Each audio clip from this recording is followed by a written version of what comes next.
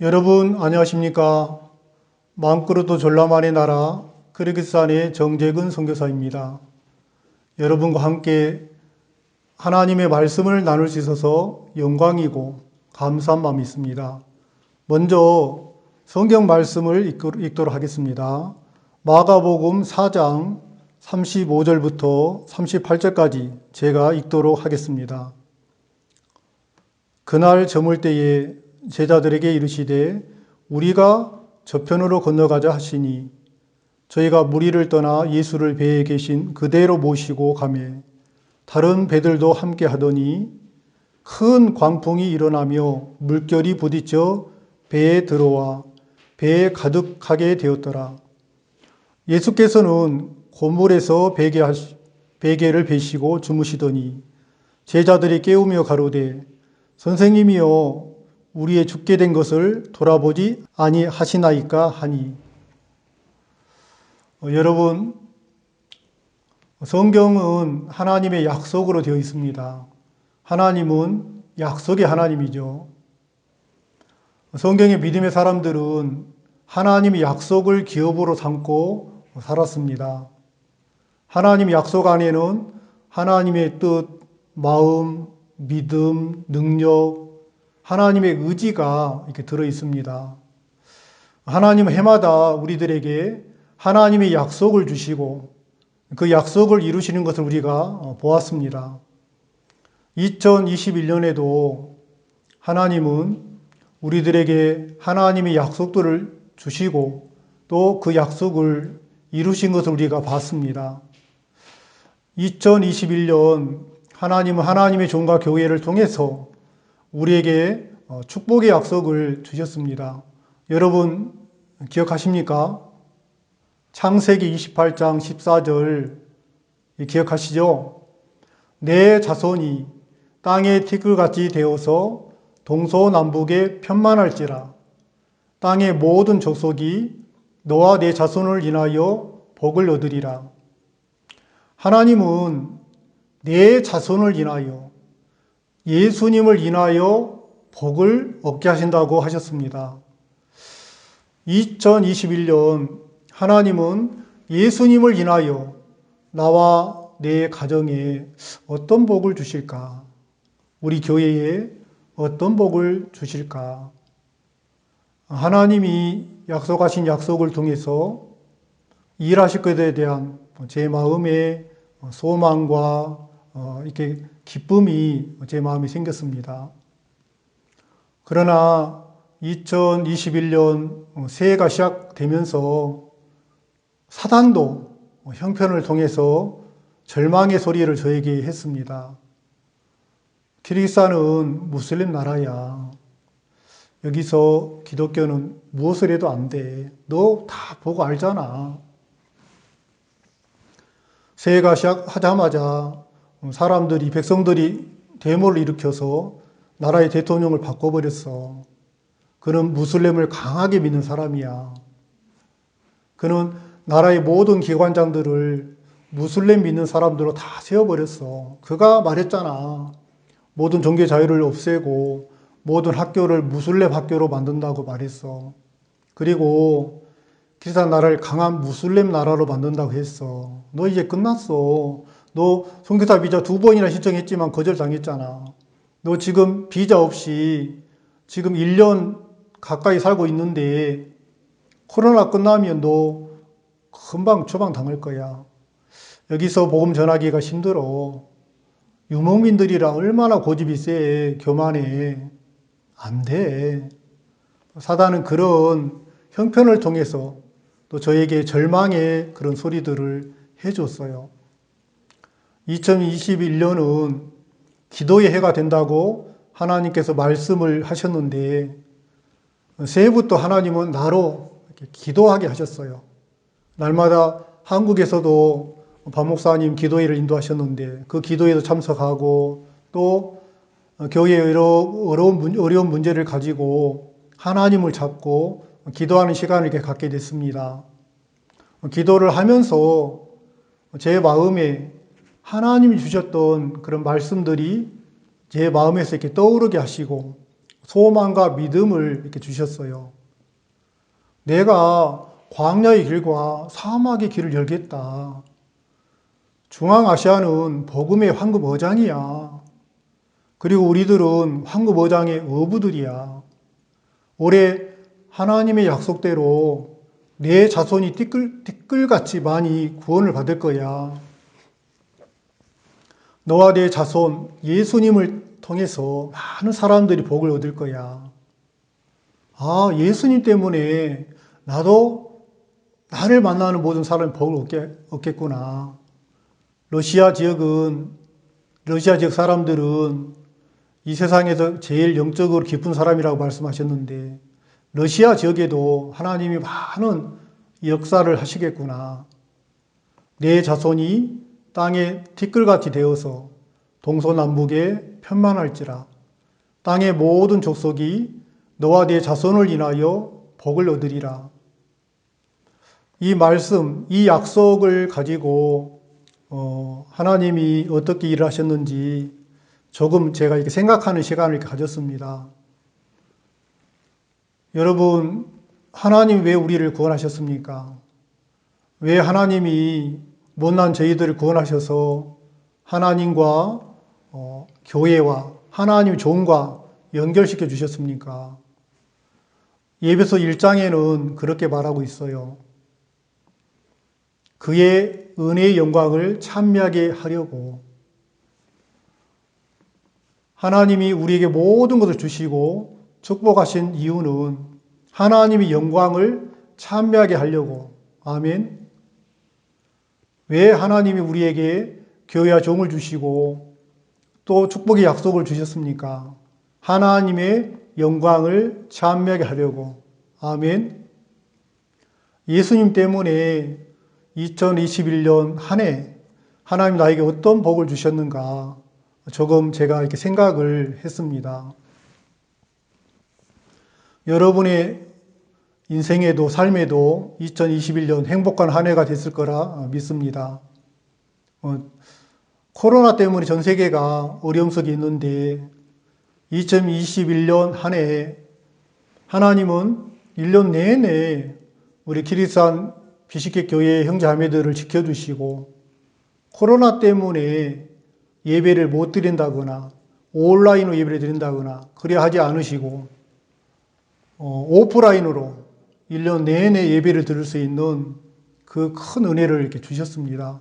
그리고 코로나 때문에 복음을 전하기 어렵다. 그게 아니고 코로나와 상관없이 하나님과 복음을 섬길 수 있는 그런 은혜를 이렇게 주셨습니다.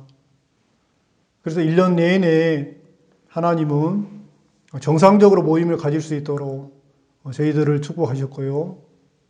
하나님 기리산의 복음을 위해서 한국의 또 교회와 종을 통해서 귀한 기리산의 카니발 9인석 차를 이렇게 보내주셨어요.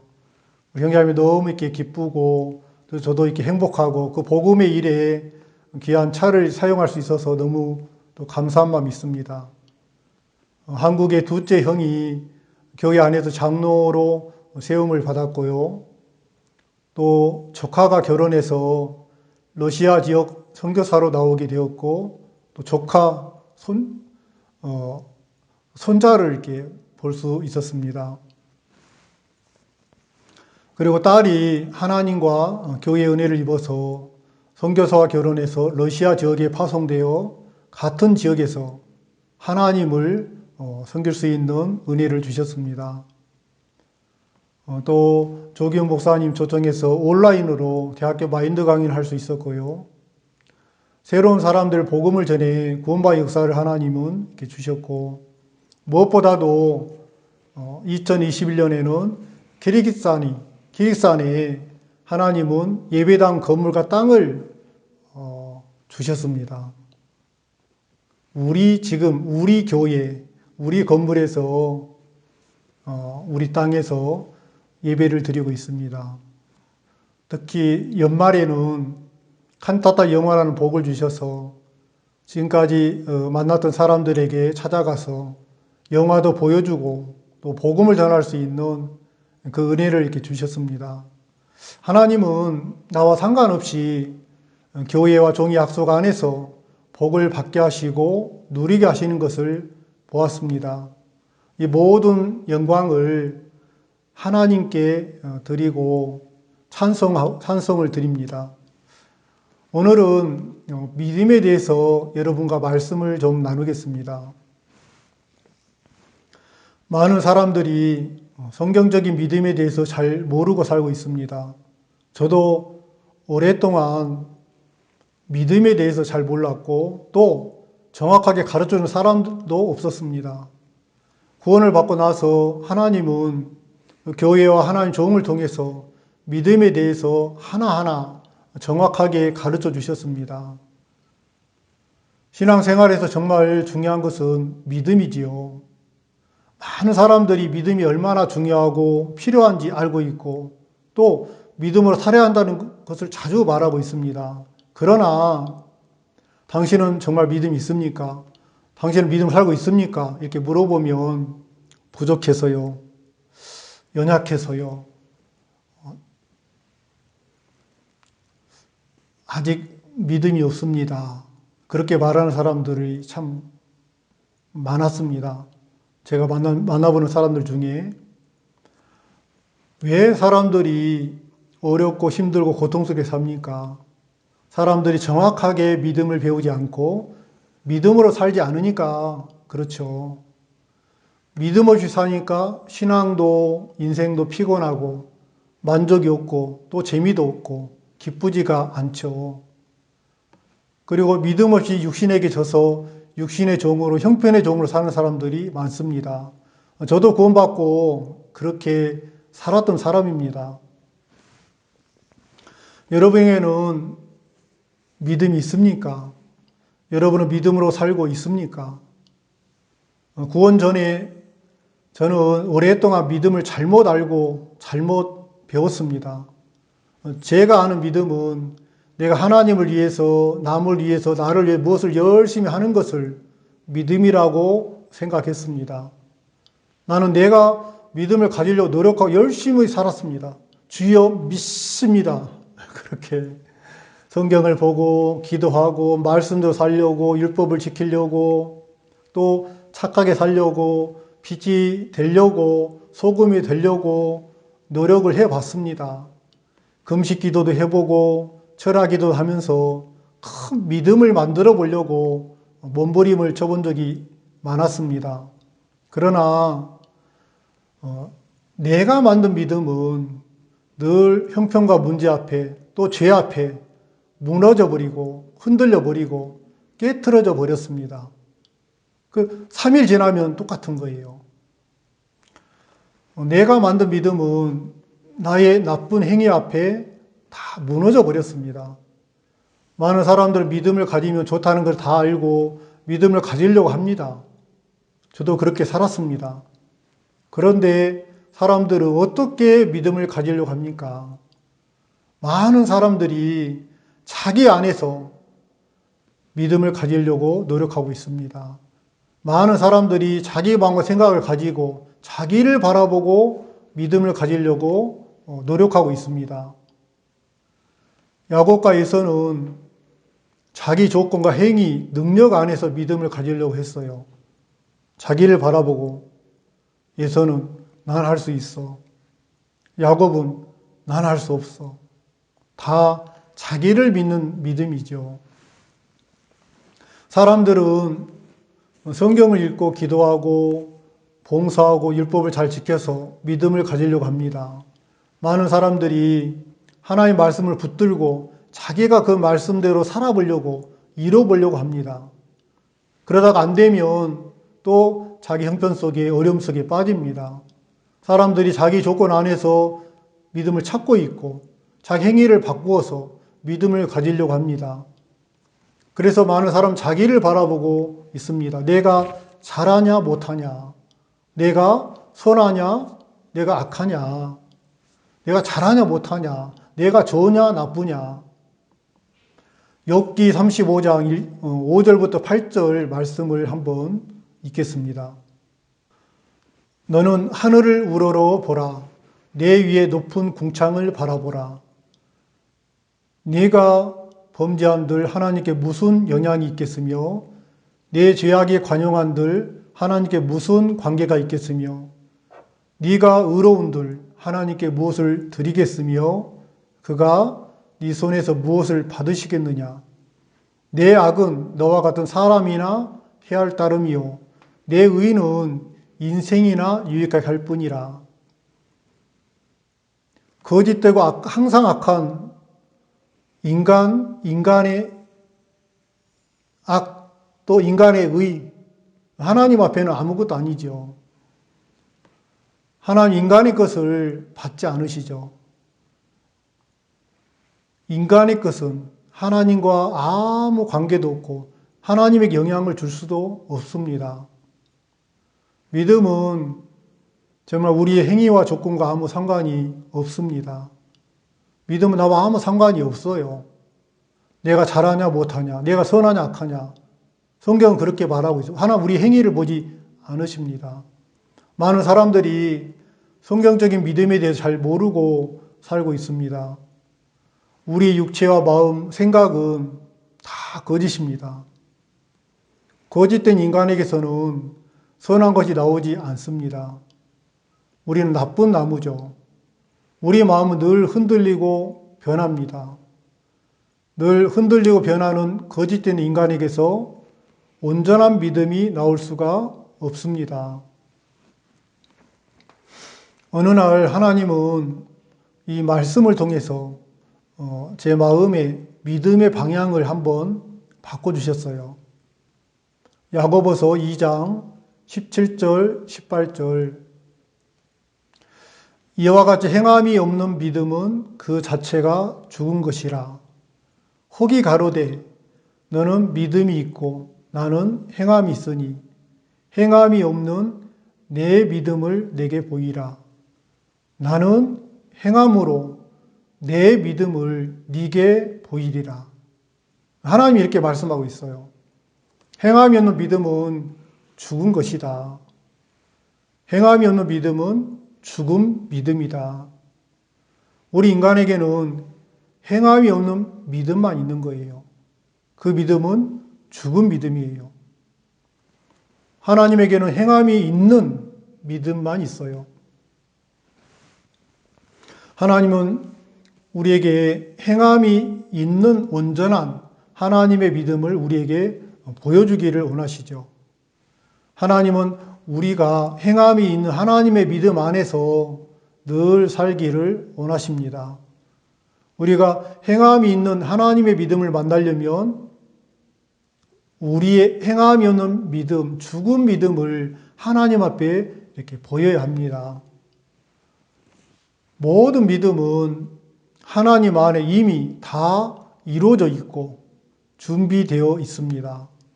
구원에 대한 믿음, 삶에 대한 믿음, 자기 자신에 대한 믿음, 미래에 대한 믿음, 병에 대한 믿음, 직장에 대한 믿음, 공부에 대한 믿음, 가족에 대한 믿음, 자식에 대한 믿음, 결혼에 대한 믿음. 그런데 자기를 믿는 사람들은 자기 안에서 믿음을 이렇게 찾고 있습니다. 자기 안에서 믿음을 만들려고 이렇게 합니다. 절대로 거짓된 인간에게서 온전한 믿음이 나오지 않습니다. 그러면 믿음은 어디에 있습니까? 고린도 후서 말씀 한번 보겠습니다. 고린도 후서 13장 5절 너희가 믿음에 있는가? 너희 자신을 시험하고 너희 자신을 확증하라. 예수 그리스도께서 너희 안에 계신 줄을 스스로 알지 못하느냐? 그렇지 않으면 너희가 버려온 자니라. 이런 말씀이 있습니다. 하나님은 너희에게 믿음이 있느냐? 그렇게 묻지 않았어요. 하나님은 너희가 믿음에 있는가? 내 밖에 어떤 다른 장소나 사람을 말하죠. 내 밖에 믿음에 있는가? 하나님 믿음을 어디에 두셨습니까? 내 밖에. 하나님 믿음을 예수님 안에, 하나님 말씀 안에 두셨습니다. 아멘. 예수님 안에, 예수님의 말씀 안에 모든 믿음이 다 들어 있습니다. 히브리서 12장 2절에 이런 말씀이 있습니다. 믿음의 주요 또 온전케 하시는 이인 예수를 바라보자. 믿음의 주인은 예수님이죠. 믿음을 가지려면 믿음의 주인이신 예수님을 바라봐야 합니다. 믿음을 가지려면 믿음의 주인이신 예수님께 나아가야 합니다. 믿음을 가지려면 믿음의 주인 예수님의 말씀을 우리가 들어야 합니다. 왜? 예수 안에만 온전한 믿음이 있기 때문입니다.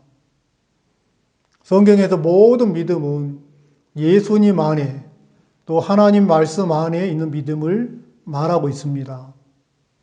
그럼 믿음을 가지려면 어떻게 해야 합니까? 저는 오랫동안 저를 바라고 살았습니다.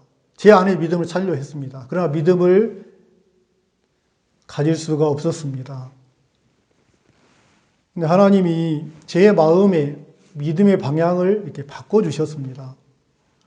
나에게서 예수님에게로 믿음의 방향을 바꿔주셨어요. 자기와 형편을 바라본 사람은 죽을 때까지 믿음을 가질 수가 없습니다. 너에게 믿음이 있느냐? 내 밖에 누구에게 어디에 믿음이 있느냐? 이렇게 바꿔야 됩니다. 마음의 방향을. 성경에 그런 말씀이 있죠. 그러므로 믿음은 들음에서 나며 들음은 그리스도의 말씀으로 말미암느니라. 믿음을 가지려면 모든 믿음을 가진 예수님의 말씀을 들어야 합니다. 그래서 믿음은 듣는 것이다. 받아들이는 것이다. 그런 말씀을 많이 하죠. 믿음을 가진 사람의 말씀을 들으면 우리 마음에 믿음을 가질 수가 있습니다. 믿음이 없다는 것은 예수님의 말씀을 듣지 않았다는 것이죠. 믿음이 없다는 것은 자기 자신을 바라보고 있기 때문입니다. 믿음은 예수님의 말씀을 내 마음에 받아들이는 것입니다. 어떻게 나는 구원의 믿음을 가지게 되었는지, 여러분 어떻게 구원의 믿음을 가졌습니까?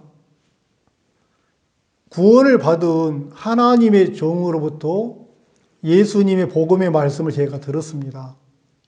한 3시간 정도 이렇게 말씀을 들었거든요. 말씀을 듣고 나니까 그 복음의 말씀이 내 마음에 들어와서 내 마음 안에 구원의 믿음을 주었습니다. 지금도 제 마음에 구원의 믿음이 그대로 있습니다. 믿음에 대해서 정확하게 고린도후서 13장 5절에 말하고 있죠. 믿음에 있는가? 너희 자신을 시험하고 확증하라. 믿음의 시험과 확증은 어디에서 해야 합니까? 너희가 믿음에 있는가? 너희 자신을 시험하고 너희 자신을 확증하라. 예수님에게서 하나님의 말씀에서 우리의 믿음을 시험해보고 확증하라는 거지요. 악한 거짓된 인간 나에게서 믿음을 시험해보고 확증하라는 게 아닙니다. 제가 학교를 졸업하고 현대 회사에 이렇게 입사 시험을 한번 본 적이 있는데요. 시간이 너무 짧아서 제가 회사가 요구하는 그런 많은 서류를 다 준비를 못했습니다. 그리고 면접에 나가게 됐는데요. 면접을 보는데 면접관이 저에게 말했습니다. 정재근 씨, 왜 건강진단서가 없습니까? 저도 어, 바로 이렇게 어떻게 대답할지 몰라가지고, 저는 한 번도 몸이 아픈 적이 없습니다. 저는 너무 건강하고 병원에 가본 적이 없습니다. 그렇게 말씀을 드렸는데, 그 현대해사 면접관님이 저에게 말했어요. 나는 당신의 건강에 대해서 당신의 말을 믿을 수가 없어요. 병원 의사의 진단과 결정을 저희들은 믿습니다. 의사가 여러 가지 검사를 통해서 종합검진을 해서 당신의 건강에 대해서 정확한 진단한 결과, 그걸 믿지, 당신의 자기 진단을, 자기 의지를, 당신의 말을 우리는 믿을 수가 없습니다. 나는 내 안에서 스스로 내 건강에 대해서 믿음을 보이려고 했어요. 근데 현대 회사는 내 건강에 대해서 내 의지, 내 말을 믿어주지 않았어요. 어디서 믿음을 찾았습니까? 그들은 믿을 만한 병원, 믿을 만한 의사의 진단과 검사 결과, 내 건강에 대한 믿음을 거기서 보길 원했다는 거지요. 시력, 청력, 에이즈가 있는지 없는지, 암이 있는지 없는지, 몸이 건강한지 전체적으로 당뇨가 있는지, 혈압이 어떤지 모든 부분에 믿을 만한 병원과 의사의 진단과 진단 결과를 그들은 믿고 찾았습니다. 내가 믿음 안에 있는 사람인지, 믿음 밖에 있는 사람인지, 하나님은 나를 시험하지 않으시고 예수님과 하나님의 말씀 안에서 나의 믿음을 시험하시고 확증하시는 분입니다. 하나님 믿음에 대해서 나를 시험하시면 저는 지옥에 가야 돼요. 여러분도 마찬가지입니다. 확정할 게 없어요. 우리 안에서는. 그래서 하나님은 내 구원의 믿음에 대해서 예수님을 시험하시고 예수님에게 내 구원의 능력이 있느냐 없느냐, 구원할 믿음이 있느냐 없느냐, 예수님 안에서 하나님은 내 구원의 믿음에 대해서 시험하시고 그 믿음을 확실하게 증거하고 있다는 거지요. 내 자식에 대해서, 결혼에 대해서, 내 인생에 대해서, 미래에 대해서, 모든 것에 대해서 예수님을 시험하시고 확증하라 하십니다. 예수님과 말씀 안에 믿음이 있는지 없는지, 내가 그 믿음 안에 있는지, 믿음 밖에 있는지, 하나님 그걸 보신다는 거지요. 하나님은 너희 믿음을 예수님과 말씀 안에서 확증하라고 하셨습니다. 성령은 예수님과 하나님 말씀 안에 있는 온전하고 참된 믿음에 대해 확실하게 증거하고 있습니다. 내 믿음에 대해서 예수님과 말씀 안에서 시험하고 확증해야만 우리가 버림을 받지 않습니다. 그러나 우리가 우리 안에서 행위 안에서 믿음을 시험하고 확증하면 버림을 받을 수밖에 없습니다. 이 말씀은 굉장히 중요한 말씀입니다. 예수님과 성경 말씀은 예수 그리스도 안에 있는 믿음을 확실하게 증거하고 있습니다. 그리고 우리가 이미 예수 안에 있는 자인 것을 증거하고 있습니다. 예수님과 말씀 안에 있는 믿음의 증거를 받은 사람들은 절대로 버림을 받지 않습니다. 모든 믿음은 누구에게서, 어디에서 확인해야 합니까? 모든 믿음의 증거는 예수님과 말씀 안에서 찾아야 합니다. 모든 믿음은 예수님과 말씀 안에서 우리는 확정하고 있습니다. 그것을 우리는 확인해야 됩니다. 제가 성교학교 나와서 전도자가 됐는데요. 어느 날 이렇게 사역자 모임에 제가 이렇게 참석했어요. 지역장 목사님이 계셨는데, 저에게, 정 목사님 오셨습니까?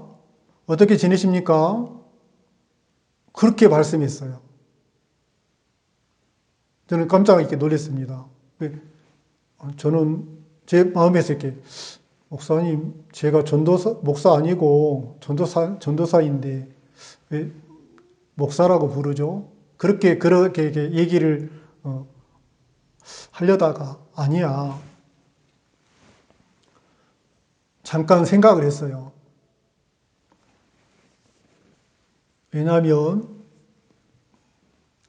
하나님이 저 목사님을 세우셨고, 교회가 저 목사님을 세우셨는데, 저 목사님을 세우신 하나님 안에, 또 우리 선교회를 세우신 하나님 안에, 나를 목사를 세울 믿음이 있는가? 잠깐 이렇게 제가 생각을 해봤는데, 믿음이 있는 거예요. 그러면 나 목사다. 그런 마음이 제 마음에 들었어요. 그래서 제가 굳이, 전도사인데 아직 목사 안수 안 받았는데, 그냥 전도사입니다. 그렇게 말하고 싶지 않았어요. 왜냐하면, 저 목사님을 세우신 하나님, 또 교회, 우리 선교회 안에 저를 제 행위와 상관없이, 제 조건과 상관없이 저를 목사로 또 선교사로 세울 믿음이 있다는 걸 제가 알기 때문에, 그래서 아무 말 하지 않았어요. 그리고 며칠 지나서 제가 이렇게 목사로 이렇게 안수를 받았습니다. 성경 디모데후서 3장 15절 말씀을 하나 보겠습니다. 또 내가 어려서부터 성경을 알았나니 성경은 능히 너로 하여금 그리스도 예수 안에 있는 믿음으로 말미암아 구원에 이르는 지혜가 있게 하느니라. 성경은 예수 안에 있는 믿음을 증거하고 있습니다. 예수 안에 있는 믿음으로 우리가 구원을 받은 것입니다. 아멘. 하나님 나를 버리시고 예수님을 우리에게 주셨습니다. 그리고 하나님은 나를 예수 안으로 이끌어 주셨습니다. 그러나 내 안에서 믿음을 시험하고 확정하는 사람은 버림을 받습니다. 믿음에 대해서는 절대로 나와 연결시키거나 나를 바라보면 절대로 안 됩니다. 믿음은 나와 내 행위와 내 조건과 아무 상관이 없습니다. 그래서 내 안에서 믿음을 찾을 필요가 없습니다. 내 밖에 예수님 안에, 내 밖에 말씀 안에서, 하나님의 교회 안에, 하나님의 종 안에 나를 향한 온전한 믿음이 있다는 것을 잊지 마시기 바랍니다. 그래서 말씀 안에, 예수님 안에서, 이 교회 안에서, 하나님 종 안에서, 그 말씀 안에서 믿음을 찾길 바랍니다. 왜냐하면 예수님과 말씀 안에 믿음이 곧 나의 믿음이니까. 하나님 거지에 대한 나를 십자가에 못 박으셨습니다. 그리고 예수님을 우리에게 주셨습니다. 우리는 예수님을 통해서만 살 수 있습니다. 신앙은 예수 안에 있는 말씀 안에 믿음으로 사는 것입니다. 우리는 100% 하나님과 교회와 종을 믿어야 합니다.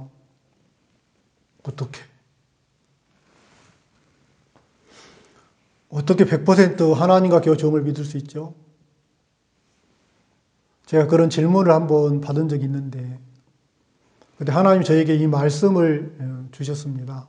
베드로전서 1장 21절 말씀을 한번 읽겠습니다. 너희는 저를 죽은 자 가운데서 살리시고 영광을 주신 하나님을 그리스도로 말미암아 믿는 자니 너희 믿음과 소망이 하나님께 있게 하셨느니라. 우리가 하나님을 어떻게 믿습니까? 우리가 어떻게 하나님의 교회 종을 믿습니까? 오직 예수님을 통해서 하나님을 믿는 것입니다. 어떻게 남편과 아내를 믿습니까? 예수님을 통해서. 성경은 너희는 그리스도로 말미암아 하나님을 믿는 자가 되었다고 말하고 있습니다. 아, 나는 이미 그리스도로 말미암아 예수님으로 말미암아 하나님을 믿는 자가 되었구나. 교회를 믿는 자가 되었구나. 하나님의 종을 믿는 자가 되었구나. 하나님 이 마음을 제게 이렇게 주셨습니다. 믿음에는 우리 인간이 들어가면 안 돼요. 믿음을 가지려면 오직 예수님만 있으면 돼요. 모든 믿음은 예수님만 있으면 금방 만들어지는 거예요. 모든 믿음, 말씀만 있으면 금방 만들어져 버린 거죠. 인간이 있으면 절대로 믿음이 만들어질 수가 없습니다. 그래서 우리는 예수님을 통해서, 말씀을 통해서만 하나님과 교회와 종을 100% 믿을 수가 있습니다. 말씀을 통해서, 예수님을 통해서 그리스도로 말미암아 모든 걸 믿을 수가 있습니다. 또 믿는 자가 될 수가 있습니다. 우리는 예수님과 말씀을 통해서 모든 믿음을 가질 수가 있는 사람들입니다. 가질 수가 있습니다. 그래서 우리에게 예수님이 너무 귀하고 소중하지요. 예수 안에 있는 모든 믿음과 소망이 나의 것입니다. 하나님 안에 있는 모든 믿음과 소망이 우리의 것입니다. 형제 자매님들, 예수 안에 있는 믿음으로 행복하고 승리하는 삶을 저는 살게 되길 바랍니다. 우리 박 목사님은 오랫동안 저희들에게 예수님과 말씀 안에 있는 그 실질적인 믿음을 우리에게 가르쳐 주시고 또 책망하시고 저희들을 양육해 주셨습니다.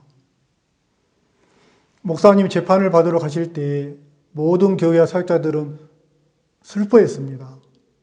그런데 박 목사님은 나 오늘 새벽에 하나님이 나에게 이렇게 말씀하셨어. 나를 인하여 너희를 욕하고 핍박하고 거짓을 거스려 너희로 모든 악한 말을 할 때 너희에게 복이 있다. 기뻐하고 즐거워하라. 하늘에서 너희 상이 큼이라. 너희 전에 있던 선지자들 이같이 핍박하였느니라. 이 재판은 이미 승리했어. 하하하 하하하 큰 소리로 웃으셨죠. 왜? 하나님이 즐거워 기뻐하셨기 때문에.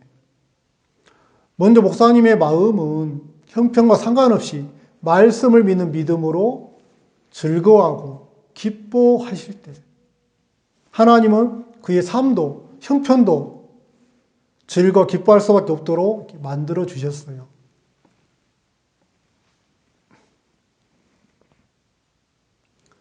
어떤 형편과 문제와 병이 와도 하나님의 말씀만 믿으면 다 우리가 기뻐할 수 있고 춤을 출 수가 있습니다.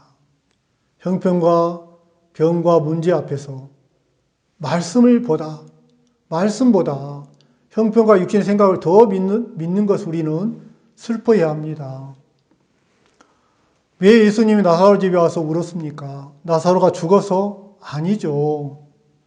마르다 마리아가 예수님 말씀을 믿지 않아서 예수님이 우셨습니다.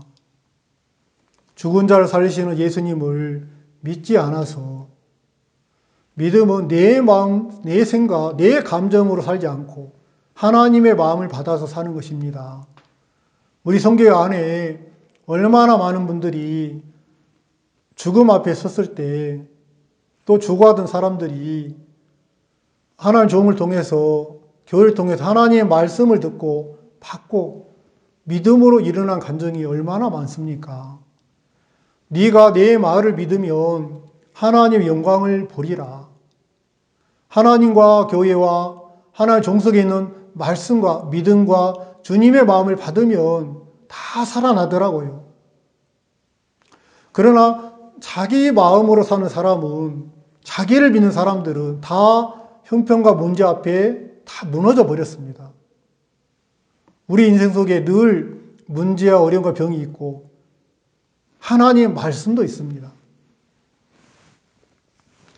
제가 우즈베키스탄에 있을 때 한 자매님이 지방 도시에 사시는 분인데 아주 뚱뚱하신 분인데 몸이 굳어져서 죽어가고 있었어요.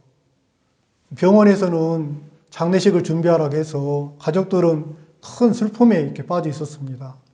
제가 그 자매님 딸에게 전화를 해서 타시켄드 수도로 큰 병원을 옮겼으면 좋겠다 해서 그 자매님이 병원으로 타시켄드 수도로 이렇게 병원을 옮겼습니다.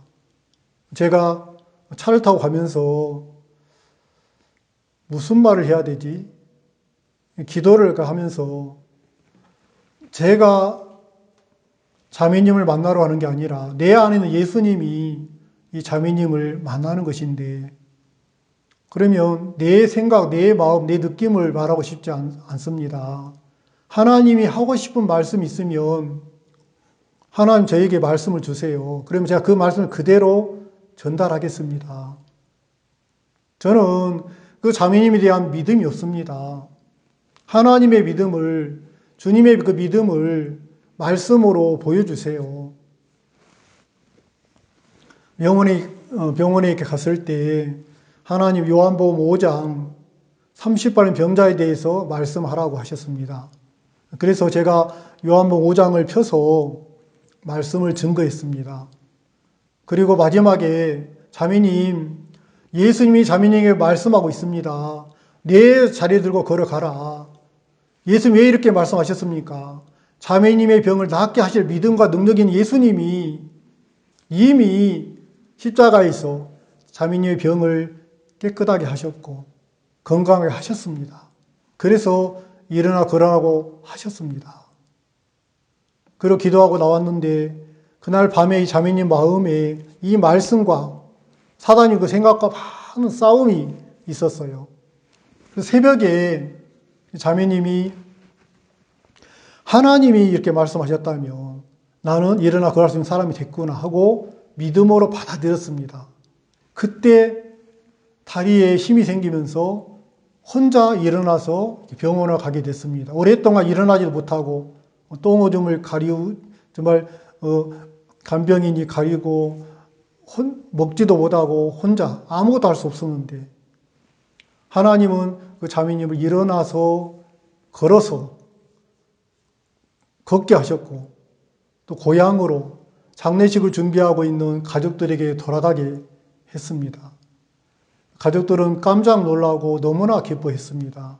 그리고 저를 초대해서 세미나를 해서 그 가족들이 정말 많은 사람 구원을 받고 교회가 개척되는 그런 하나님의 은혜를 주셨습니다.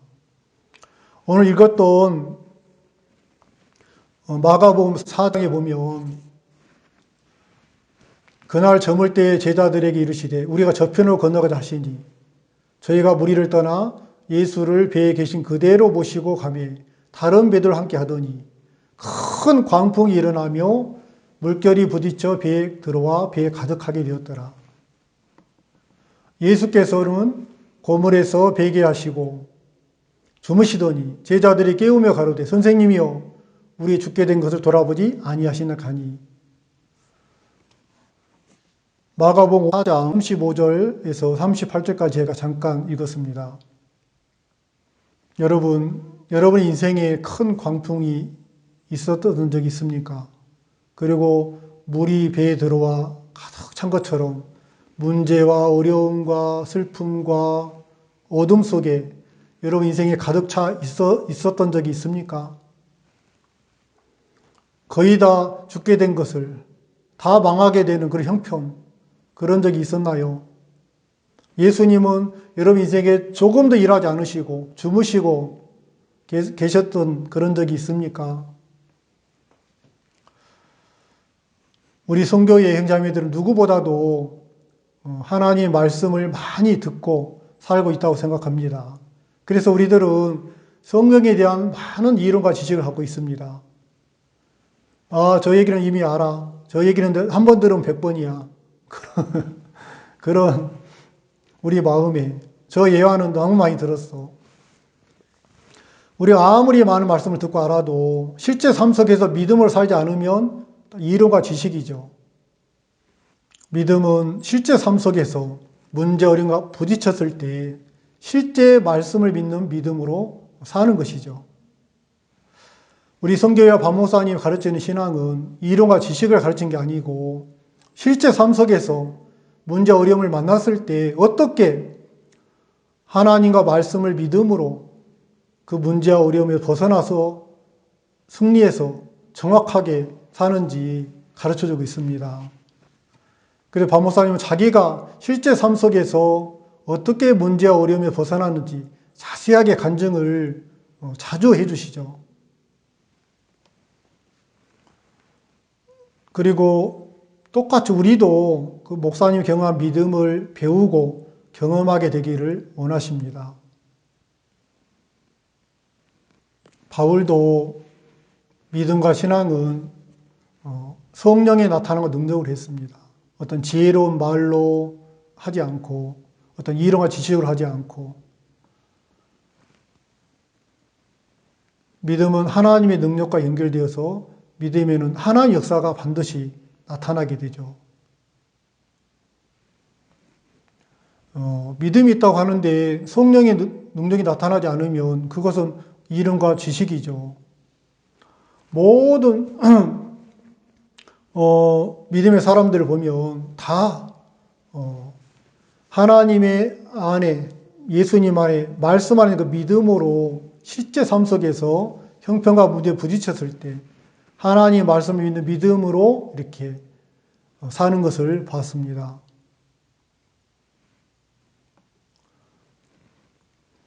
다윗은 실제 삶 속에서 일어난 크고 작은 문제 어려움을 통해 하나하나 믿음을 배우는 것을 봤습니다. 양을 칠 때나 곰이 나타났을 때, 또 사자가 나타났을 때 하나님을 의지해서 사자 곰과 싸워서 양들을 구해내는, 또 엘라 골짜기에서 골리앗과 싸우는 이야기가 나오죠. 사람의 힘으로는 도저히 이길 수 없는 문제와 어려움을 말하고 있죠. 골리앗은 병, 문제, 죄, 내 한계 밖에 문제와 어려움을 만났을 때 여러분은 그런 적이 있습니까? 한 번이라도 여러분 인생에서 골리앗과 같은 문제 어려움을 만나본 사람 있습니까? 여러분의 능력으로 조건으로 도저히 해결할 수 없고 길이 없고 아무것도 할 수 없을 때 여러분 어떻게 했습니까? 사울과 백성들처럼 그 형편 앞에 무너져 버렸습니까? 아니면 다윗처럼 하나님을 의지하고 하나님이 도우신다는 확신을 가지고 믿음으로 골리앗 같은 형편과 문제를 이기고 하나님을 찬미한 적이 있습니까?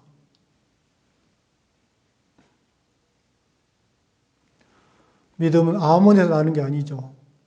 믿음이 나는 것이 있죠. 믿음은 들음에서 나오고 무엇을 들으면 믿음이 생기죠? 그리스도의 말씀을 들으면 믿음이 생깁니다. 다시 말해서 말씀을 듣는다는 것은 말씀을 마음으로 받아들인다는 것이죠. 말씀을 마음에 받아들이는 사람은 믿음의 사람이라고 말할 수 있습니다. 사람이 말씀 곁에 있는 사람을 믿음이라고 합니다. 의인의 뿌리는 하나님의 말씀, 약속입니다. 믿음이라고 하는 것은 하나님 말씀을 듣고 마음에 받아들이는 것입니다. 그러면 불신이 뭐냐면 하나님 말씀을 버리는 것입니다. 사실 제가 전도자가 되었어도 믿음에 대해서 잘 몰랐어요. 하나님 저를 동두천이라는 도시로 파송을 하셨는데 거기에 가서 얼마 있어 큰 세미나를 해서 많은 사람들이 구원을 받았습니다. 전도도 열심히 하고 복음 열심히 전하는데 언제부터인가 복음을 전하는 게 잘 안 됐습니다. 기도도 해보고 성경도 많이 읽고 전도 열심히 해보는데 수양회 때마다 여름에 2번, 2년 동안 홍수가 나서 도시가 2번 물에 잠기게 되었습니다. 버스를 빌려놓고 수양회에 가겠다는 사람들 다 약속을 하고 수양예배를 받아놨는데 2번이나 똑같이 하나님이 홍수로 동두천 시내를 물에 잠기게 하신 적이 있습니다. 그래서 형제자매들이 새로운 사람들이 갈 수가 없었습니다. 그리고 어떤 서울에 있는 형제가 이상한 이론에 빠져서 그 장모님이 동두천에 살고 있는데 유혹을 했고 우리 부인의 회장님, 교회 형제자매들이 이렇게 교회를 떠나는 일들이 있었습니다. 그때 형편을 보면서 내 마음에 생각이 하나가 이렇게 올라왔습니다. 하나님이 나를 돕지 않는다. 하나님 나와 함께하지 않는다. 정말 하나님은 이 풍랑이 왔는데 하나도 돕지 않으시고 주무시고 계셔. 하나님은 정말 나를 기뻐하지 않는구나. 이제 그만둬야지. 하나님이 돕지 않는데 내가 어떻게 신앙을 사역할 수가 있어? 어떻게 하나님께 복음을 섬길 수 있어? 다 필요 없어. 그런 생각에 제가 빠지면서 짐을 싸서 도망간 적이 있는데 도망갔다가 이렇게 돌아왔습니다. 오늘 하나님이 나를 돕지 않는다는 확신이 제 마음에 들었습니다. 하나님 나를 돕지 않는데 내가 어떻게 사역할 수 있어? 형편이 어려운데 하나님 나를 돕지 않아. 마가복음 4장 38절 예수님이 제자들과 함께 저편으로 건너가자 그날 밤에 풍랑이 왔어요. 배에 들어오고 흔들리고 뒤집히고 정말 위험한 형편이죠. 제자들은 얼마나 급하겠습니까? 물을 퍼내고 노를 젓고 근데 예수님이 뭐 하셨습니까? 고무에서 주무시는 거예요. 내 인생에도 그런 형편이 많았습니다. 사람들이 다 우리를 이단이라고 대적하는데 교회가 무너질 것 같고 망할 것 같고 죽을 것 같고 당장 교회가 문제가 생길 것 같고 어려울 것 같고 내 마음은 너무 힘들고 어려운데 예수님 아무 일도 안 하시고 주무시고 계시는 거예요. 나는 그 생각을 가졌습니다. 교회는 어렵고 문제가 생기는데 예수님은 아무 일도 안 하셔. 그리고 하나님은 안 도우셔. 복음도 섬기는 너무 힘들다. 다 필요 없어. 하나님은 이 부분에 대해서 저를 가르쳐 주셨습니다. 믿음이라는 것은 말씀을 믿는 것이다. 그렇죠? 누구의 말씀을 믿는 것입니까? 하나님의 말씀을 믿는 것이 하나님을 믿는 것입니다. 불신은 하나님의 말씀을 버리는 것이 하나님을 불신하는 것입니다. 저는 하나님의 말씀을 안 믿는 사람이었습니다. 결국 저는 보이는 형편과 그 형편에 올라오는 생각을 믿는 사람이었습니다. 많은 사람들이 생각하는 믿음은 어떤 믿음입니까? 사람들은 믿음을 무엇으로 결정하려고 합니까? 지금 하나님 나를 돕는가 돕지 않는가? 거기서 믿음을 결정합니다. 내가 왜 하나님 나를 돕지 않는다고 믿었냐면요. 내 생각 안에서 보이는 형편을 보고 결정했습니다. 신앙생활 이것이 굉장히 중요하죠.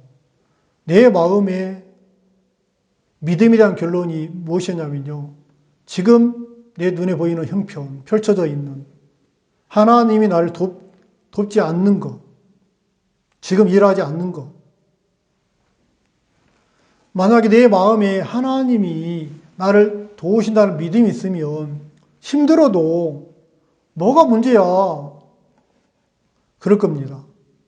그러나 내 눈으로 내 형편을 볼 때 하나님 나를 돕지 않는다는 잘못된 믿음이 이렇게 생겼어요. 하나님이 도우심을 믿는다면 지금 좀 어려워도 문제가 있어도 아무 문제가 안 되죠. 내 마음에 하나님이 나를 돕는다는 확신이 없으니까 어려움이 크게 와닿았어요.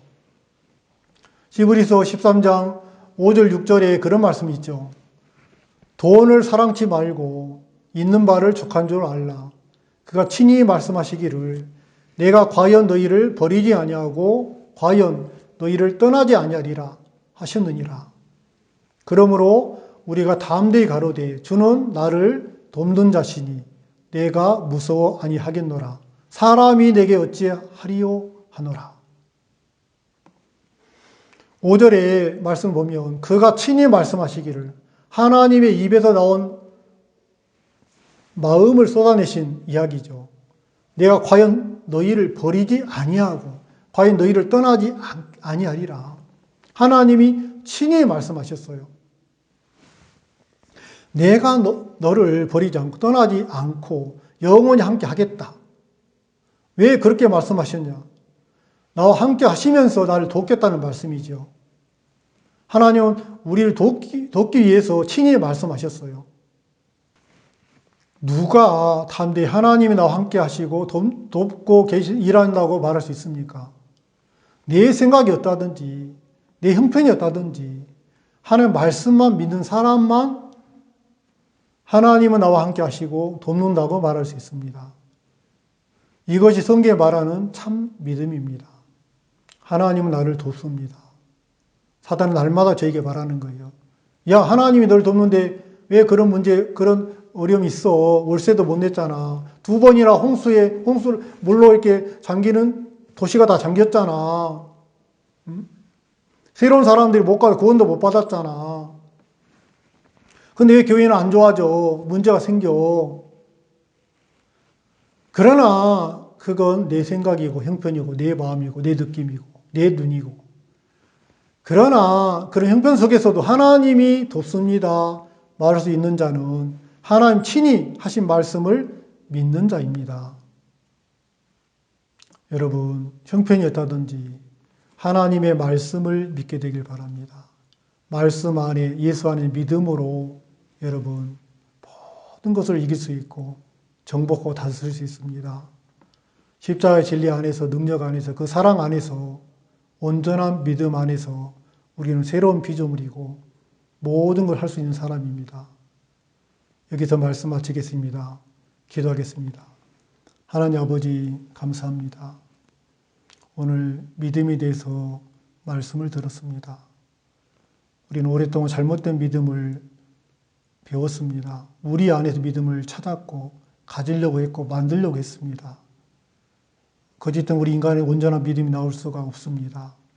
하나님은 예수 안에서, 말씀 안에서 이미 다 이루어진 온전한 믿음을 우리가 보고 알고 갖기를 원하십니다. 이미 다 준비되어 있는 온전한 믿음 안에서 우리가 살기를 원합니다. 약속을 통해서 그 믿음 안에서 사는 은혜를 주시고 우리 모든 삶에 하나님의 그 믿음 안에서 모든 것을 정복하고 다스리고 복을 누리는 은혜를 베풀어 주길 바랍니다. 하나님께 감사를 드립니다. 예수 그리스도의 이름으로 기도했습니다. 아멘.